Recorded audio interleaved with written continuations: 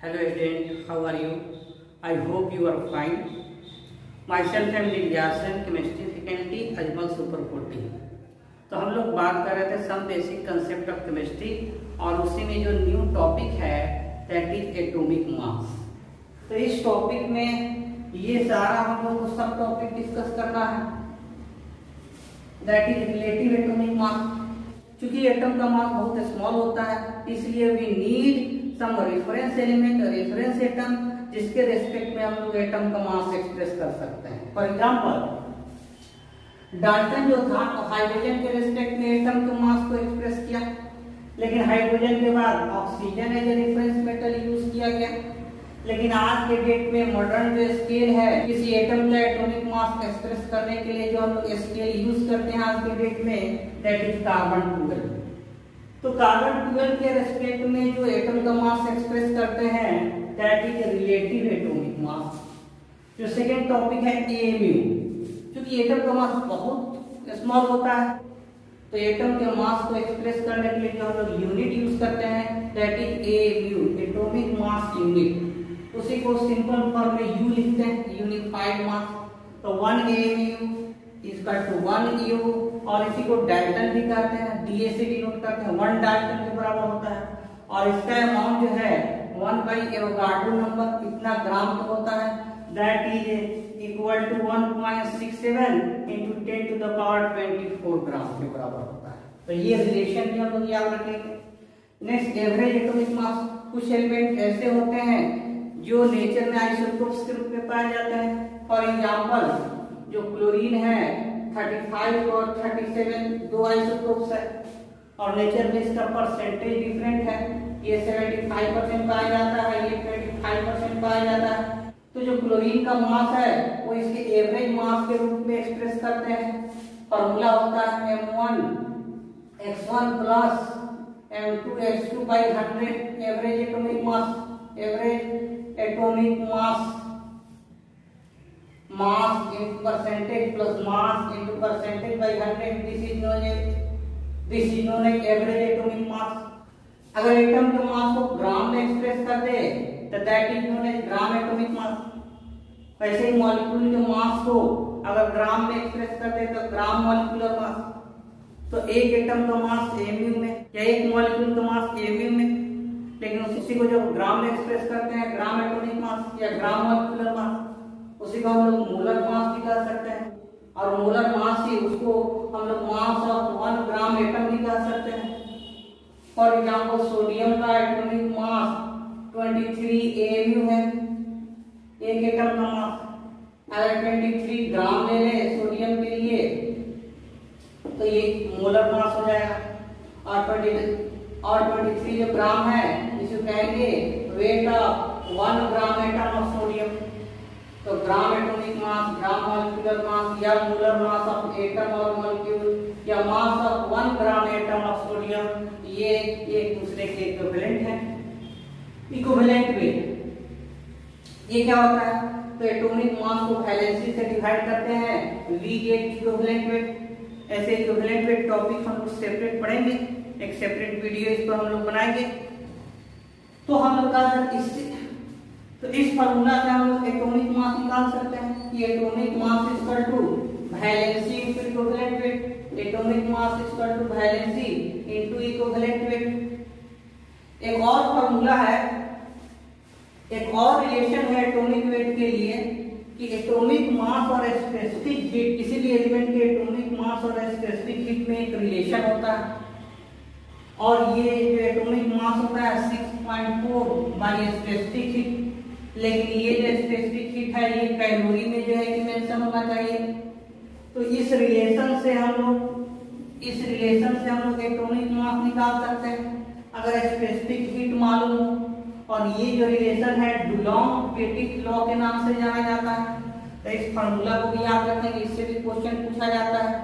Specific heat calorie में दिया रहेगा, एटॉमिक वेट निकालना होगा। तो हम लोग बात करते हैं एटॉमिक मास। तो जो एटॉमिक मास होता है this is mass of an atom. Mass of an atom. और जो एटम का मास होता है, क्योंकि एटम जो है consist of composed of made of electron, proton और न्यूट्रॉन से मिलकर बनता है। एटम का fundamental particle electron, proton, neutron है। इसलिए जो मास ऑफ एटम होगा that will be sum of mass of electron, proton, neutron, that is mass of electron.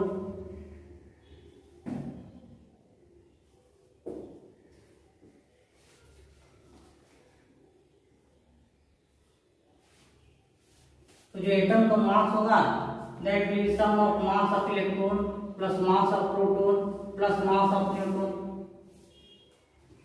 और जो मास ऑफ इलेक्ट्रॉन है ये नेग्लिजिबल होता है।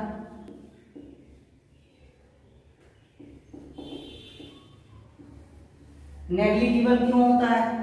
क्योंकि जो मास ऑफ इलेक्ट्रॉन है, मास ऑफ प्रोटॉन, एक मास ऑफ प्रोटॉन के 1837 टाइम्स लोअर होता है। Mass of proton divided by 1837। एक प्रोटॉन का मास होता है that is equal to 1837 times mass of electron. इसलिए मास ऑफ इलेक्ट्रॉन को हम लोग नेग्लिजिबल मान लेते हैं। तो एक्चुअली जो एटम का मास बच गया that is mass of proton plus mass of neutron. और मास ऑफ प्रोटॉन लगभग इक्वल होता है मास ऑफ न्यूट्रॉन के, क्योंकि मास ऑफ प्रोटॉन 1.672 10⁻⁻24 ग्राम होता है। और इससे slightly more mass of neutron होता है। मास ऑफ जो न्यूट्रॉन है 1.674 10⁻⁻24। तो अप टू 3 सिग्निफिकेंट फिगर अगर हम लोग लें तो दोनों का मास लगभग इक्वल हो जाता है। Mass of proton equal to mass of neutron. तो हम लोग कह सकते हैं कि 3 डिजिट तक, 3 सिग्निफिकेंट तक लगभग मास दोनों का इक्वल है। इसलिए हम लोग जो मास ऑफ प्रोटॉन और मास ऑफ न्यूट्रॉन है इसको हम लोग इक्वल लेते हैं और that is equal to 1.67 into 10⁻⁻24 gram के रूप में ले लेते हैं। और इसी मास को that is mass of nucleons, 1 nucleons ये बराबर होगा मास ऑफ प्रोटॉन, ये बराबर होगा मास ऑफ न्यूट्रॉन 1.67 10⁻⁻24 ग्राम बराबर हो जाता है। और इसी को हम लोग 1 AMU एटॉमिक मास यूनिट या शॉर्ट में 1 unified mass atomic mass unit, unified mass, या इसी को हम लोग Dalton AMU atomic mass unit, unified mass, या DA फॉर डाल्टन, 1 डाल्टन। तो this is the mass of 1 Dalton. और इस क्वांटिटी को यानी कि 1 AMU जो है इसको हम लोग ऐसे भी लिख सकते हैं 1/Na ग्राम, Na ग्राम के बराबर हो जाता है। इसको हम लोग देख सकते हैं कि जो 1 AMU है इज इक्वल टू 1.67 इंटू 10⁻⁻24 है ग्राम है। और इसको हम लोग 1.67 बाई 10⁻24 इसको नीचे गिला देंगे और इसको तोड़कर हम लोग कैसे लिख सकते हैं 1.67 10 इंटू 10⁻23 और इसको अगर डिवाइड कर दें नीचे लाकर that is 1/10 divided by 1.67 into 10⁻23 ग्राम हो जाता है। और ये जो डिवीजन है दैट इज 1/6.02 into 10⁻23 ग्राम हो जाता है, और ये जो नंबर है एवोगाड्रो नंबर के बराबर होता है, दैट इक्वल टू 1/Na ग्राम हो जाता है। तो 1 AMU को हम लोग 1/Na ग्राम भी लिख सकते हैं। तो this is all about atomic mass और एटॉमिक मास यूनिट AMU। तो नेक्स्ट हम लोग देखते हैं रिलेटिव एटॉमिक मास। तो चूंकि mass of atom very very small होता है due to extremely small size of atom, and early of the 19th century it was very difficult to determine accurate mass of an atom। तो उसके लिए हम लोग relative mass का concept use करते हैं। जैसे डाल्टन ने हाइड्रोजन स्केल के आधार पर हाइड्रोजन एटम के रिस्पेक्ट में अदर एटम के मास को एक्सप्रेस किया। तो mass of an atom express in term of या with respect to hydrogen atom और ऑक्सीजन एटम और carbon 12 atom is called the relative atomic mass, is called relative atomic mass। तो Dalton सबसे पहले express किया था हाइड्रोजन के respect में। डाल्टन हाइड्रोजन के रिस्पेक्ट में हम लोग अदर एटम का मास एक्सप्रेस कर सकते हैं।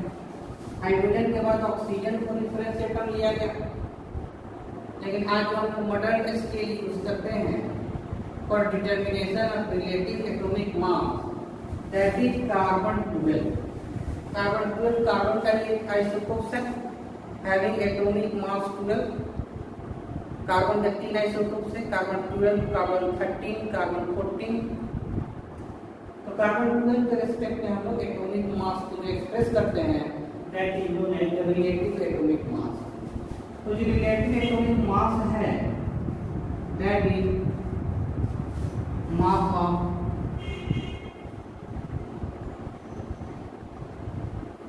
one atom of an element by mass of one hydrogen atom।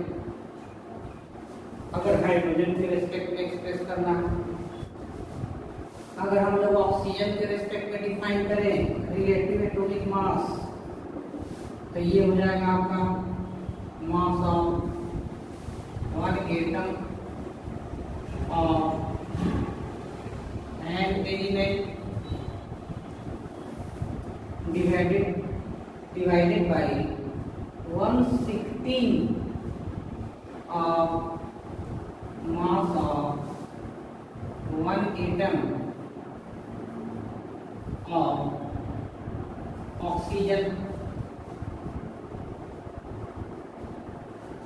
अगर इसी को हम लोग कार्बन 12 के रिस्पेक्ट में डिफाइन करें,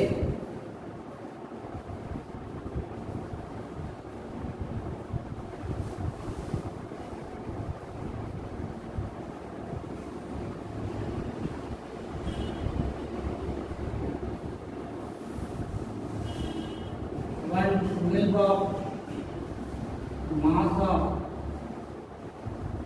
one atom of carbon 12।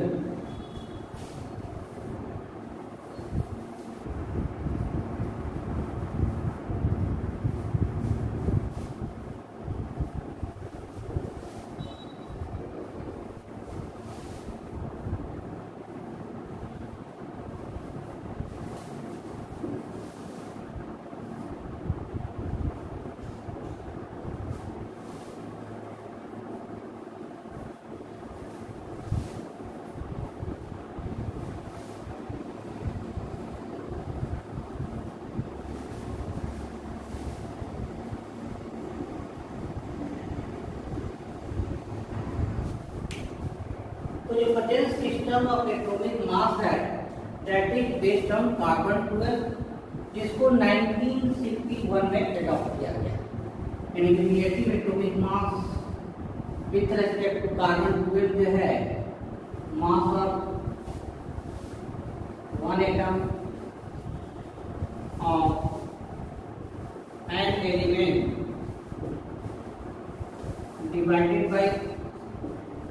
112 into mass of one atom of carbon. तो हम लोग ऐसे भी लिख सकते हैं कि mass of one atom of an element divided by 112 into और mass of one carbon atom जो है that is 12 kmu, that is equal to mass of an atom of element by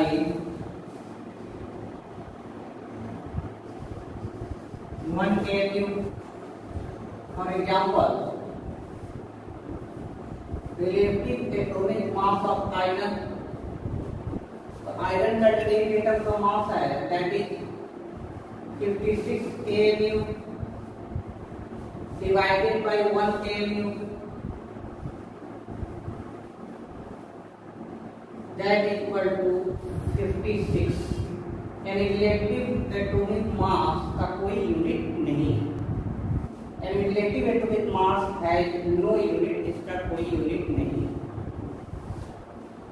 और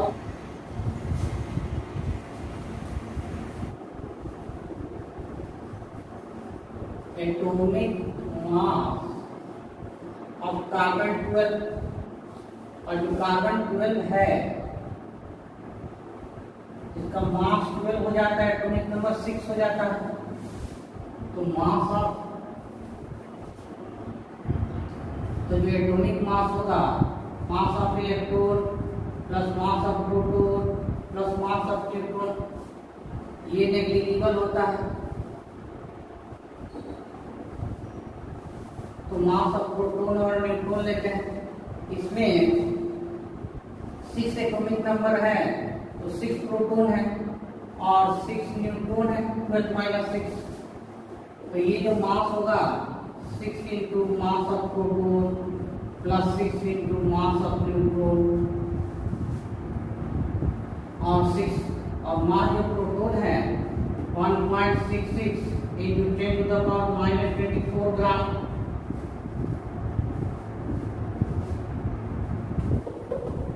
प्लस मास ऑफ न्यूट्रॉन लगभग mass का proton और mass of neutron equal होता है जिसको 1.66 10 टू द पावर माइनस 24 ग्राम ले सकते हैं।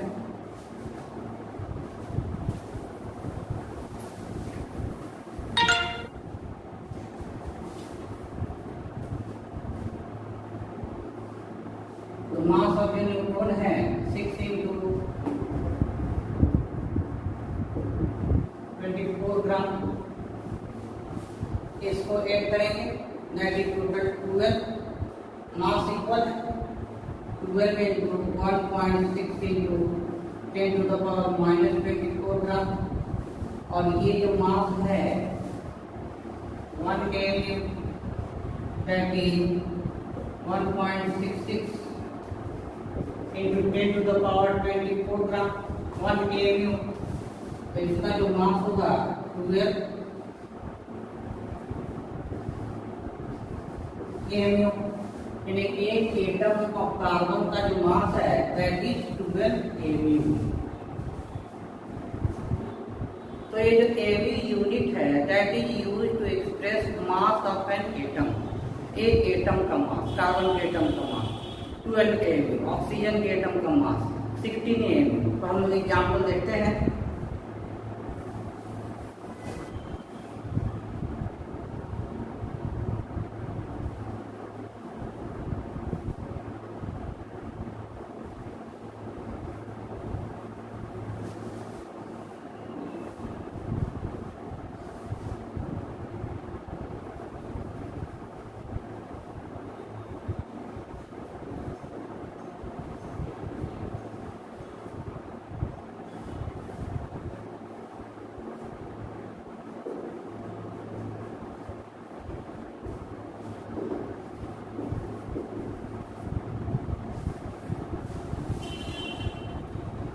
तो हम लोग एग्जाम्पल देखते हैं। फॉर एग्जाम्पल जो ऑक्सीजन एटम है, इसके एक एटम का जो मास होगा दैट इज 15 AMU और mass of 1 mole of atom, इसीलिए water number that is equal to 1.6।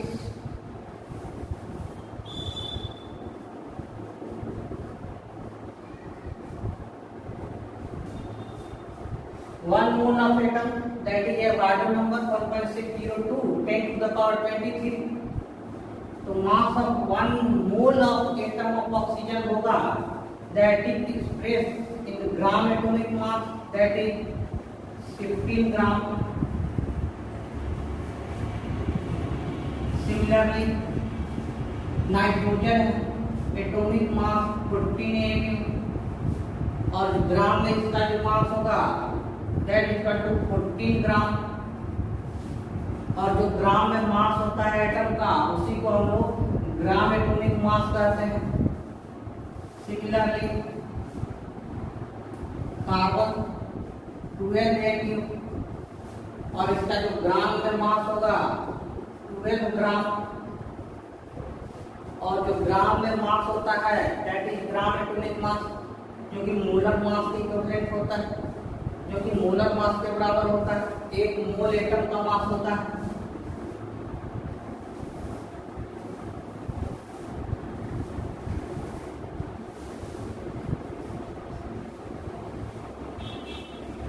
Iron की बात करें तो आयरन में एक एटम का मास 56 AMU और एटम का मास जो लोग ग्राम एक्सप्रेस करते हैं तो that is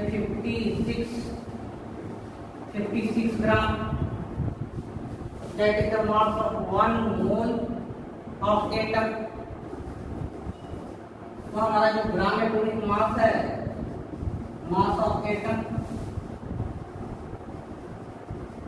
expressed in gram called gram atomic mass, that is molar mass or mass of 1 mole atom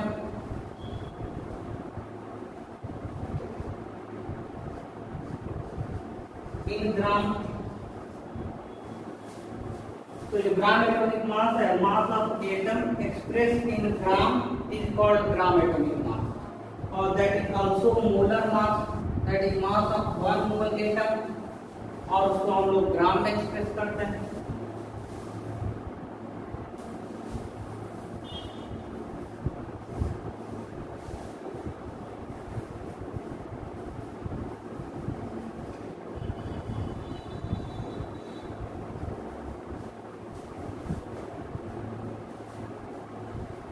अब हम लोग बात करेंगे molecular mass and gram molecular mass.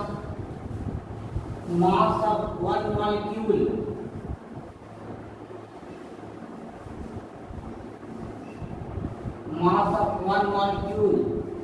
that is also expressed in AMU is called molecular mass। Gram molecular mass है mass of molecule in gram, mass of molecule in gram, that is mass of 1 mole of molecule, that is 1.602 10 to the power 23 molecule।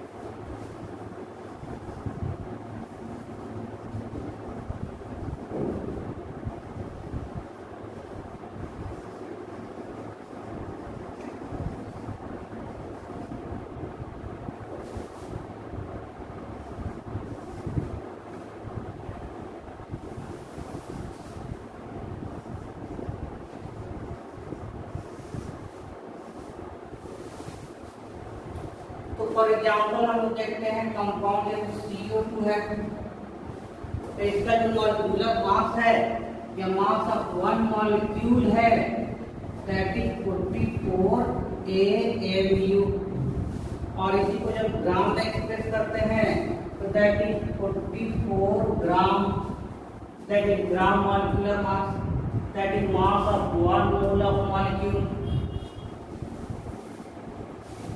अगर H2O की बात करें तो इसका मास 16 + 2 80 AMU, और ग्राम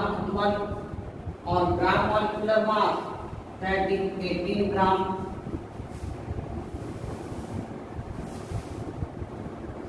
sulphuric acid H2SO4, इसके atom के मास को इसमें एटम के मास को ऐड करेंगे, हाइड्रोजन का 2, सल्फर का 32, ऑक्सीजन क्या है 64 जा 64, इसको ऐड करेंगे 98, तो इसका जो मॉलिक्यूलर मास है 98 AMU एक मॉलिक्यूल का मास, और इसका ग्राम मॉलिक्यूलर मास है 98 ग्राम। तो these are the relation between molecular mass and gram molecular mass। तो अब हम लोग बात करेंगे एवरेज एटॉमिक मास। बहुत सारे ऐसे एलिमेंट हैं जिनका नेचर में डिफरेंट आइसोटोप्स पाया जाता है। आइसोटोप्स होते हैं same atomic number but different mass, और ये जो आइसोटोप्स हैं नेचर में डिफरेंट परसेंटेज के साथ होते हैं। तो इनका जो एटॉमिक मास लेते हैं दैट इज द एवरेज, यानी कि उनके परसेंटेज एबंडेंस को भी कंसीडर करते हैं, दैट इज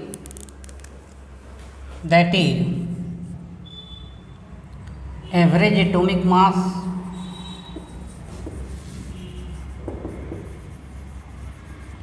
जो होगा equal to M1 x1 plus M2 x2 plus M3 x3 so on divided by 100, जिसके डिफरेंट आइसोटोप्स है, और जो डिफरेंट आइसोटोप्स के मास हैं, mass of isotopes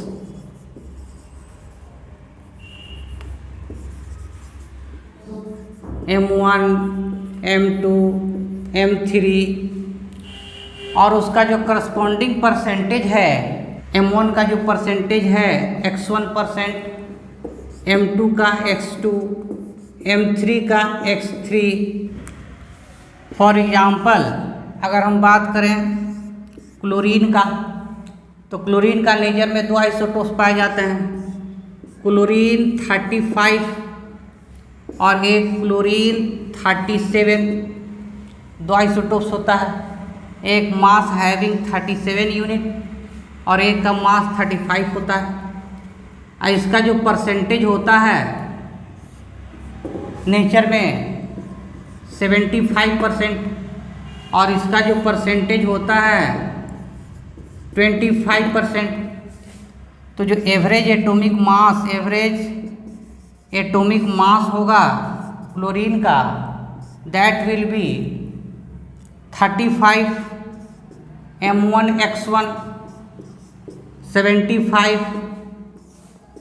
plus M2 x2 37 into 25, total percentage 100 divided by 100, और ये 35.5 AMU। तो this is the average atomic mass for chlorine. वैसे ही कार्बन के भी डिफरेंट आइसोटोप्स होते हैं, कार्बन 12, कार्बन 13, कार्बन 14। वैसे ही बोरोन के भी डिफरेंट आइसोटोप्स होते हैं, बोरोन 10 एंड बोरोन 11। तो इस प्रकार हम लोग किसी भी आइसोटोपिक एलिमेंट का एवरेज एटॉमिक मास डिटरमाइन कर सकते हैं। सेकेंड एग्जाम्पल की बात करें कार्बन के 3 आइसोटोप्स होते हैं, carbon 12, carbon 13 and carbon 14। Carbon 12 का जो परसेंटेज है नेचर में 98.89, जो कार्बन 13 का परसेंटेज है 1.1%, और कार्बन जो 14 है ये रेडियो एक्टिव होता है, ये रेयर होता है, इसका जो परसेंटेज है 2 × 10⁻⁻10। This is very rare and radio active. तो इसका जो average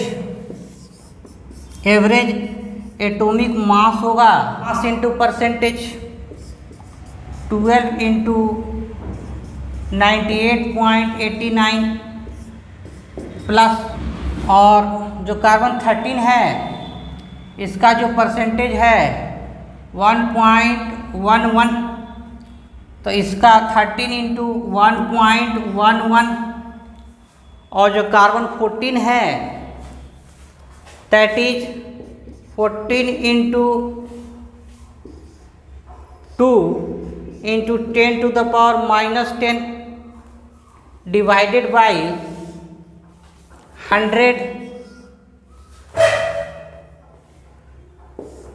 This is the average atomic mass. This come to 12.011 unified mass atomic mass unit. So this is the average atomic mass. So this is the average atomic mass for carbon.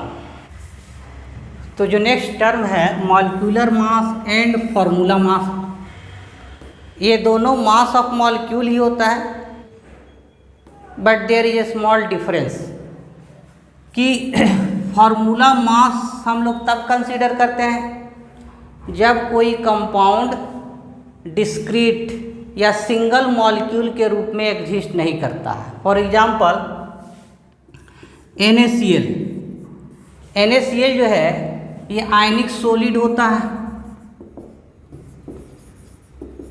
Ionic solid, और solid crystal में बहुत सारे NaCl molecule एक साथ होते हैं, यानी कि NaCl सिंगल मॉलिक्यूल के रूप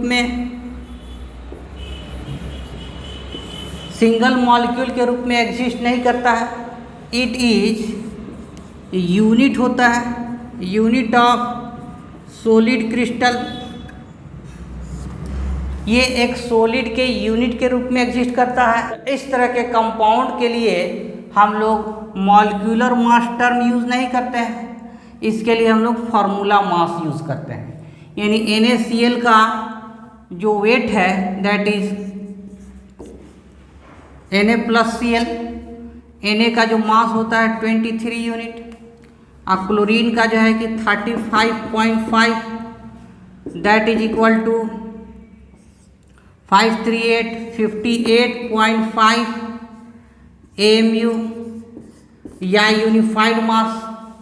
तो ये जो मास है this is the formula mass for NaCl। इसको मॉलिक्यूलर मास भी कह सकते हैं, but it is more appropriate to say formula mass. क्यों?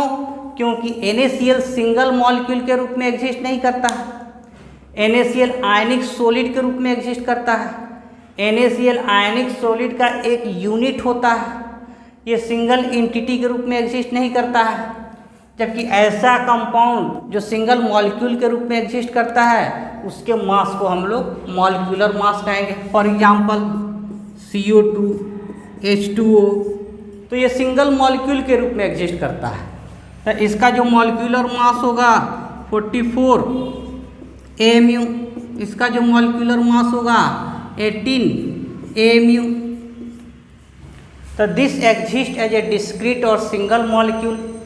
तो उस तरह के मॉलिक्यूल के मास को मॉलिक्यूलर मास कहेंगे, और ऐसा कंपाउंड जो सिंगल यूनिट के रूप में, सिंगल मॉलिक्यूल के रूप में एग्जिस्ट नहीं करता है उसके मॉलिक्यूलर मास को फार्मूला मास मोर एप्रोप्रिएटली कहते हैं। तो this is the difference between formula mass and molecular mass.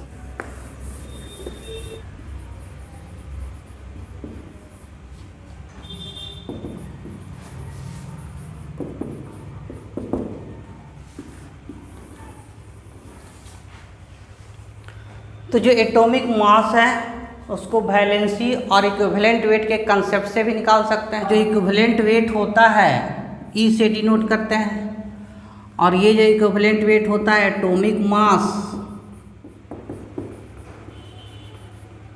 By valency. अगर किसी एलिमेंट का एटॉमिक मास पता है और वैलेंसी, तो इक्विवेलेंट वेट निकाल सकते हैं। फॉर एग्जांपल एल्युमिनियम है, एल्युमिनियम का एटॉमिक मास 27 होता है और इसका जो वैलेंसी होता है 3 होता है, by 3 that is equal to 9। तो एल्युमिनियम का जो इक्विवेलेंट वेट होता है 9 होता है। कैल्शियम है, इसका मास 40 होता है और इसका वैलेंसी 2 होता है, तो इसका इक्विवेलेंट वेट 20 हो जाएगा। सोडियम है, इसका मास 23 होता है, वैलेंसी 1 होता है, इसका इक्विवेलेंट वेट 23 हो जाएगा। तो this is example of equivalent weight. तो इक्विवेलेंट वेट और एटॉमिक मास में रिलेशन है कि atomic mass is equal to valency into equivalent weight. For an oxide M2O3 and equivalent weight of element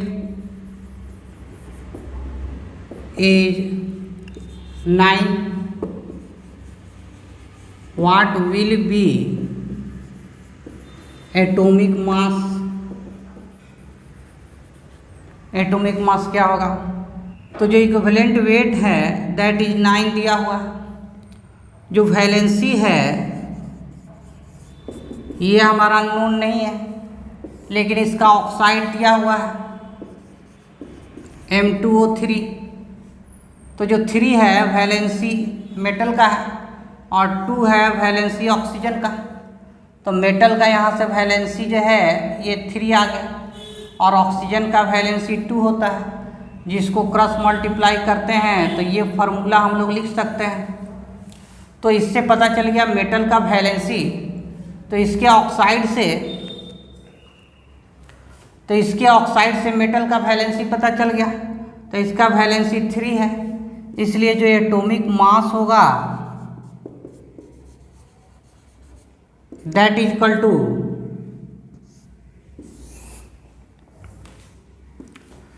atomic mass valency into equivalent weight 3 into 9 27, it में भी aluminium. तो इस तरह से हम लोग वैलेंसी और इक्विवेलेंट वेट के कंसेप्ट से एटॉमिक मास निकाल सकते हैं।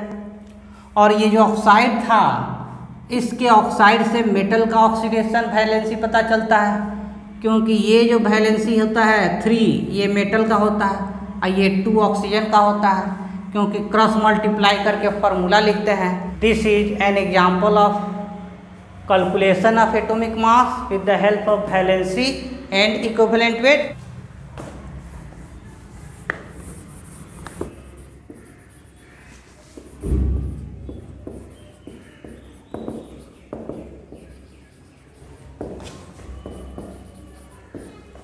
तो एटॉमिक मास एलिमेंट का और उसका स्पेसिफिक हीट, और हीट किस में लेना है, मेजर करना है कैलोरी में। तो एटॉमिक मास और स्पेसिफिक हीट में रिलेशन होता है। और स्पेसिफिक हीट क्या होता है? It is a heat required to raise the temperature of 1 gram of element by 1 degree Celsius. तो ये हीट होता है और इस हीट से 1 ग्राम सब्सटेंस का टेम्परेचर 1 डिग्री से इंक्रीज करते हैं। और स्पेसिफिक हीट और एटॉमिक मास में रिलेशन है, जिसको डुलोंग-पेटिट रूल भी कहते हैं।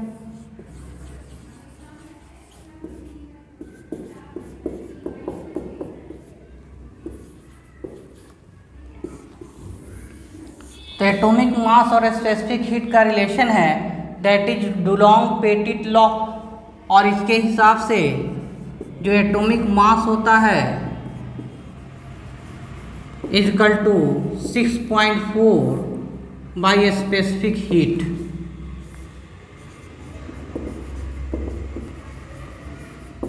तो atomic mass equal to 6.4 into specific heat, और इसको कैलोरी में मेजर करते हैं। और this rule relation is known as Dulong Petit law.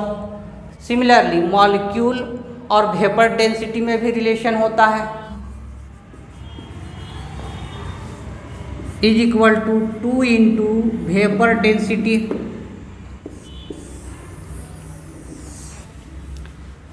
किसी कंपाउंड का जो मॉलिक्यूलर मास होता है और उसके वेपर डेंसिटी में रिलेशन होता है, molecular mass equal to 2 into vapour density. और इस रिलेशन से भी हम लोग मॉलिक्यूलर मास निकाल सकते हैं अगर वेपर डेंसिटी हो, और इस फार्मूला से हम लोग एटॉमिक मास निकाल सकते हैं अगर स्पेसिफिक हीट मालूम हो कैलोरी में। तो these are also some relation for determination of atomic mass and molecular mass. Okay, thank you. फिर मिलते हैं हम लोग नेक्स्ट लेक्चर में न्यू टॉपिक के साथ। Thank you.